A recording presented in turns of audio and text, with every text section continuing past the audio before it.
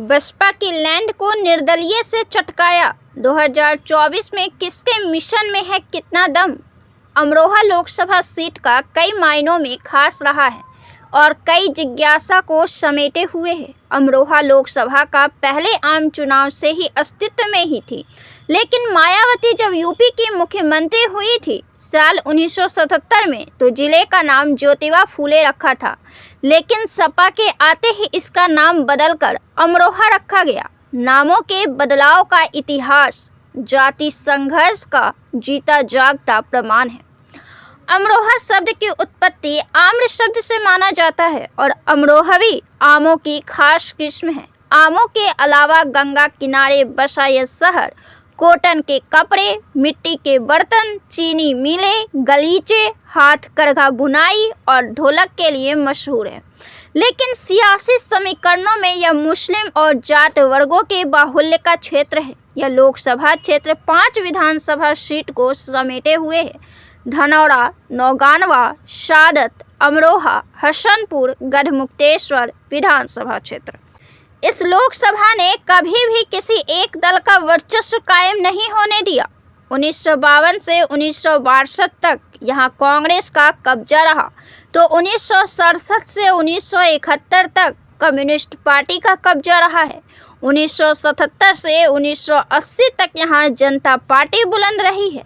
1984 में ये सीट एक बार फिर से कांग्रेस हासिल करने में तो विजेता होती ही है, लेकिन इस बात से अनजान कि यह उसकी अंतिम जीत होगी। जी हाँ, अब तक फिर यहाँ कांग्रेस की वापसी नहीं हो सकी है।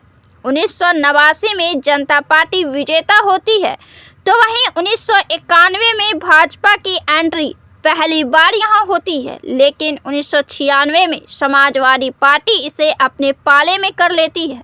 1998 में भाजपा एक बार फिर अपनी खोई हुई जमीन पाने में विजेता साबित तो हो जाती है, लेकिन दोबारा इस खुशी को हासिल करने से पहले बसपा जीत का झंडा गाड़ देती है।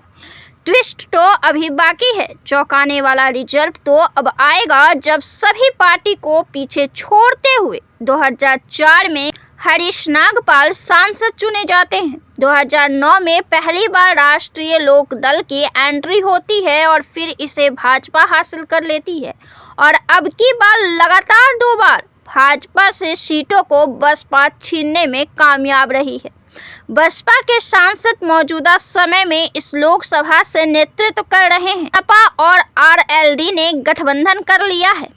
ऐसे में इस सीट पर सभी की निगाहें जमी हुई है, लेकिन बाजी मारने में कौन खिलाड़ी साबित होंगे, इसके लिए हमें और आपको इंतजार की ज़रूरत है, क्योंकि इसे फाइनल लोकसभा का चुनाव ही करेगा, जिसे होने में अभी थोड़ा वक्त है। पिछली बार बसपा की जमीन निर्दलीय ने हिला दी थी। इस बार बसपा की जमीन को कौन हिला पाता है, यह देखना रोचक है।